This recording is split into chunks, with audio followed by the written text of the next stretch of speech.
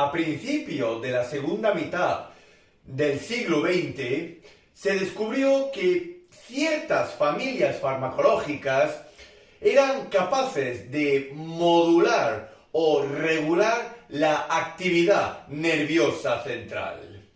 2 décadas después, a principios de los 70, el doctor Gurgea nombró a estas familias farmacológicas como nootrópicos o sustancias nootrópicas.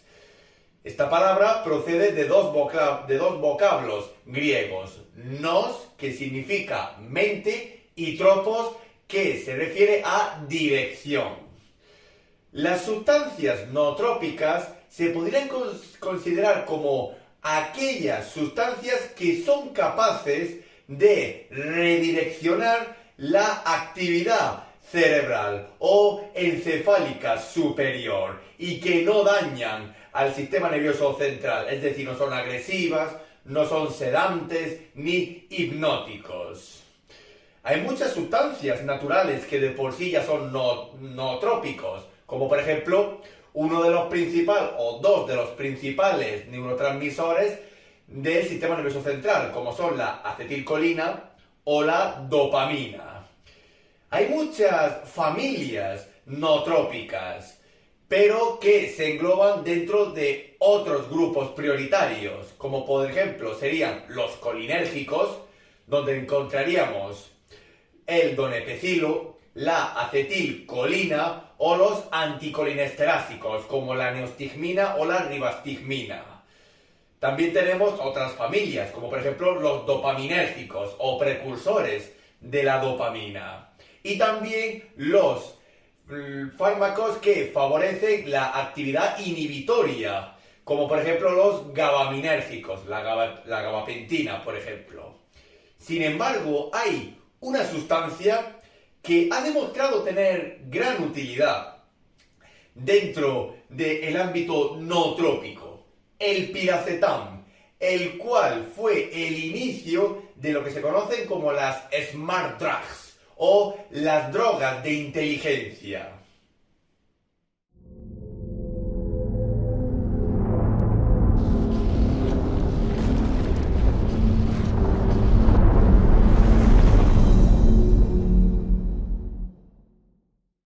El piracetam es un fármaco que pertenece a la gran familia de los nootrópicos, también conocidos como sustancias moduladoras o reguladoras de la función neuronal, o mejor dicho, del sistema nervioso central, pero no de forma agresiva ni de interferencia. El piracetam dio inicio a lo que se conoce mayoritariamente como las smart drugs o drogas de inteligencia, es decir,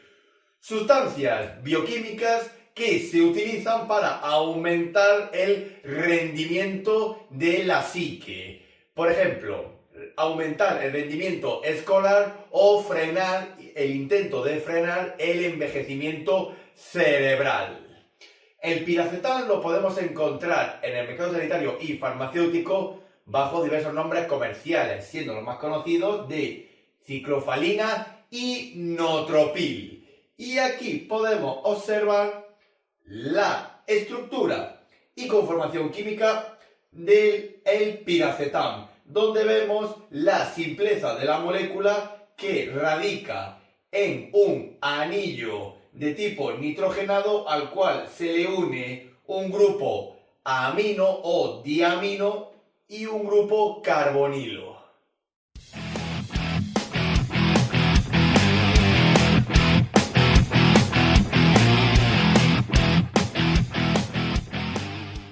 Centrándonos en el aspecto terapéutico del piracetam y evitando el uso recreativo del mismo como dentro de los smart drugs o las drogas recreativas, podemos decir que el piracetam se utiliza para el tratamiento o paliación del deterioro mental, especialmente en aquellas patologías neurodegenerativas, la mayoría relacionadas con la edad, como puede ser en la aparición y tratamiento de las demencias o incluso de la enfermedad del Alzheimer. El piracetam también se utiliza para el tratamiento por el déficit de atención e hiperactividad, así como para ciertos trastornos de memoria, como por ejemplo en las amnesias. Y a nivel antiepiléptico y anticonvulsivo, el piracetam se utiliza en el tratamiento de las mioclonías.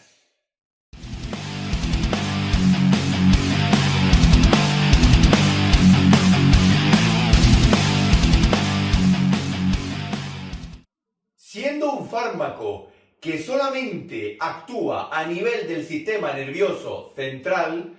el piracetam suele ser un fármaco bastante seguro, pero no hay que utilizarlo en la propia alergia al piracetam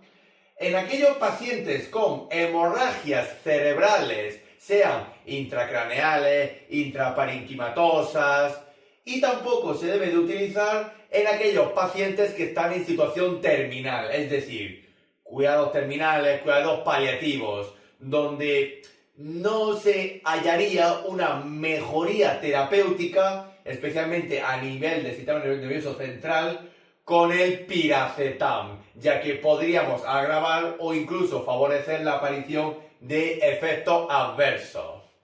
Y dentro de las precauciones tenemos que saber que el piracetam debe de administrarse con mucha cautela en poblaciones mayores, es decir, en la tercera edad, ya que se utiliza el piracetam mucho para evitar o, mejor dicho, paliar la aparición de los deterioros mentales o el retraso de los mismos. También hay que tener mucha precaución en alteraciones hemostáticas o de la hemodinamia. Si el paciente está inestable hemodinámicamente, mejor no utilizar el piracetam, ya que puede haber una alteración mental en la redirección de la actividad neuronal. También decir que si el paciente ha sido sometido a cirugías mayores y está en riesgo de sangrado, mucho cuidado con el piracetam, ya que puede haber una aparición de hemorragias cerebrales. Todo paciente con cierto grado de nefropatía y o hepatopatía tiene que tener precaución con el piracetam. Y ya que es un fármaco nootrópico, pero dentro de toda la familia en general,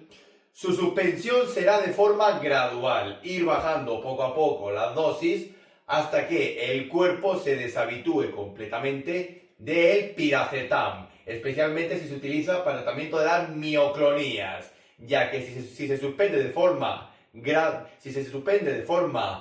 radical, puede favorecer la aparición de efectos rebote dentro de la epilepsia y las convulsiones.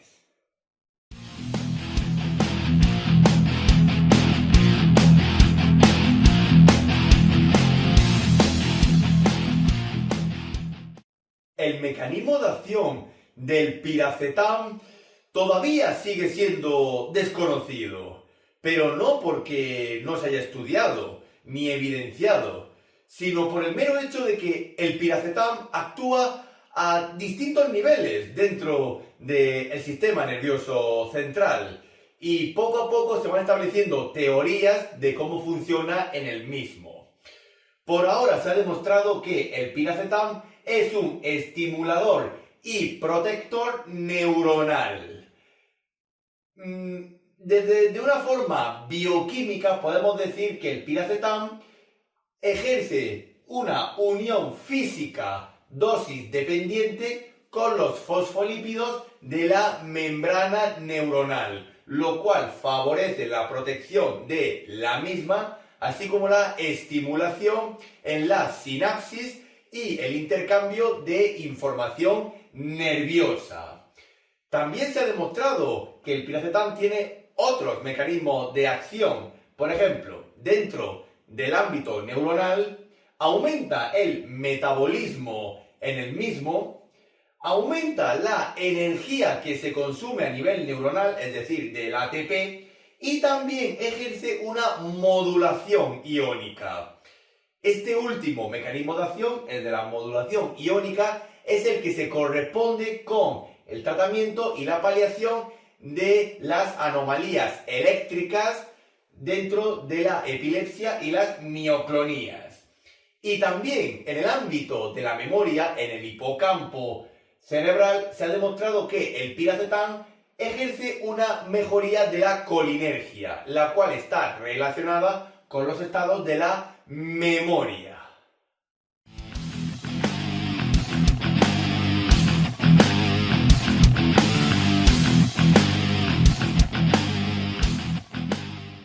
Las vías de administración más usuales del piracetam suele ser la vía enteral, debido a la presentación en forma de cápsulas, así como también de fórmulas de tipo granuladas para su consumo oral. Y también tenemos la vía parenteral intravenosa, la cual solamente se utiliza para tratamientos crónicos o de corta duración intensiva, por ejemplo, para el tratamiento del deterioro mental o incluso para ejercer ciertos diagnósticos de trastornos mentales, especialmente en la geriatría, como pueden ser la demencia o la enfermedad del Alzheimer.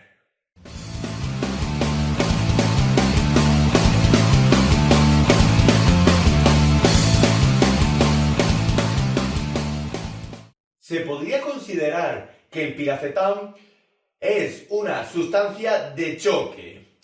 ¿Por qué decimos que se puede considerar una sustancia de choque? Porque las dosis a utilizar del piracetam suelen ser bastante altas. Por ejemplo, para el tratamiento de las mioclonías podemos utilizar 7,2 gramos diarios, aumentando o disminuyendo esta dosis según se requiera 4,8 gramos y administrando un máximo de 24 gramos diarios. Y esta dosis es preferible fraccionarla, no darla entera.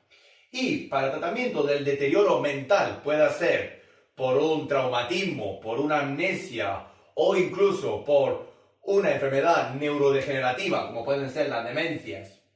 o el Alzheimer, podemos utilizar 4,8 gramos diarios y de nuevo fraccionando la dosis y aumentando o bajando esta posología según se requiera o viendo cómo el paciente va respondiendo al tratamiento con el piracetam, por lo cual se recomienda revisar la bibliografía de dosis con respecto al piracetam.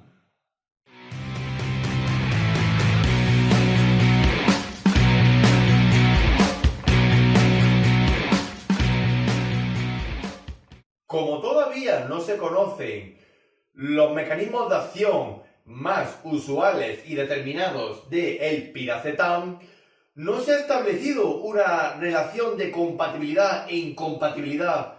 con el resto de las familias farmacológicas, incluso de su propia familia, de los nootrópicos, por lo cual suele ser una sustancia, el piracetam, que se administra por vía única y, si puede ser, con un poco de espaciamiento con otros fármacos, por si hubiera interacciones, pero tampoco se han demostrado interacciones del piracetam con el resto de la farmacología existente. Poco a poco se van descubriendo más informaciones, más evidencia y relaciones interfarmacológicas, pero siempre, a ser posible, es mejor espaciar el piracetam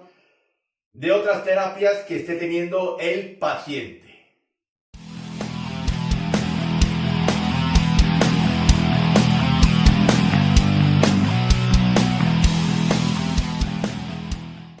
A pesar de que el piracetam se lleva utilizando incluso antes de la entrada del nuevo milenio, todavía se suelen suceder efectos secundarios y adversos cuando se administra el piracetam, pero especialmente a nivel gastrointestinal, como puede ser la aparición de dispepsia, de diarrea, dolor abdominal y a nivel nervioso, aparición de vértigo, alteraciones del sueño debido a la estimulación neurológica, así como también ataxias, cuadro de ansiedad, agitación, irritabilidad o confusión, especialmente si el paciente toma otras medicaciones nootrópicas que puedan interferir con el piracetam. y también puede provocar ciertas dermatopatías, especialmente si el piracetam se administra por vía parenteral, como puede ser flebitis, prurito o dermatitis en la zona de administración local. Y en el embarazo y la lactancia, el piracetam tiene categoría C, es decir, no se ha demostrado que sea un fármaco teratógeno, pero sí se ha evidenciado que el piracetam atraviesa la barrera placentaria, es decir, puede causar daños al feto, así como también se excreta por la leche materna. Así que solamente administraremos el piracetam si el riesgo conlleva un beneficio que se supla mutuamente en la terapia. Pero de forma cotidiana, mejor evitarlo en ambas situaciones.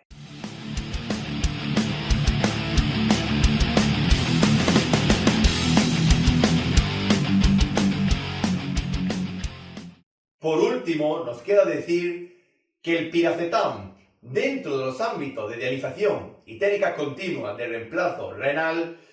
se ha demostrado que tiene una diálisis parcial. Es decir, hay técnicas como en la diálisis intermitente, donde el piracetam sí se elimina de forma artificial, pero otras técnicas, como por ejemplo la hemofiltración venovenosa o la hemodiafiltración venovenosa continua, no se sabe si se dializa o no y requiere un ajuste de dosis, especialmente en aquellos pacientes con un pequeño grado de nefropatía. Por ejemplo, si el paciente tiene un aclaramiento de creatinina de 40 a 60 mililitros por minuto, administraremos la mitad de la dosis normal. Mientras que si el aclaramiento de creatinina es de 20 a 40 mililitros por minuto, reduciremos aún más la dosis, un cuarto de la dosis normal. Y si finalmente el paciente es un gran nefrópata, es decir, un aclaramiento de creatinina menor de 20 mililitros por minuto, mejor no utilizar el piracetam y sustituirlo por otros nootrópicos más seguros. Decir también que el piracetam inició lo que se conoce como las smart drugs, es decir, las drogas de inteligencia. Sustancias que todavía en la actualidad se utilizan, evidentemente de forma ilegal y recreativa, para potenciar el rendimiento intelectual, es decir, el rendimiento cerebral y neuronal. Sacar mejores notas en el instituto, incrementar el rendimiento laboral, evitar la aparición de los cuadros rutinarios del cuerpo, como por ejemplo retrasar la aparición del sueño o estimular un poco la actividad, pero todo esto conlleva riesgos, como por ejemplo la aparición de efectos adversos o incluso alteraciones mentales aún más profundas que las que se utiliza el piracetam. Y por último decir que el piracetam, ya que se utiliza mucho en la geriatría, es decir, en nuestros mayores, para el tratamiento y retraso de los deterioros mentales propios de la edad, como pueden ser la demencia o el Alzheimer, hay que tener mucha cautela con las dosis y siempre reevaluar a las dosis en el paciente para saber si tenemos que subir la posología o bajarla. Y por supuesto, la suspensión del piracetam debe de ser gradual, como todas las sustancias nootrópicas, para evitar la abstinencia y los efectos rebote.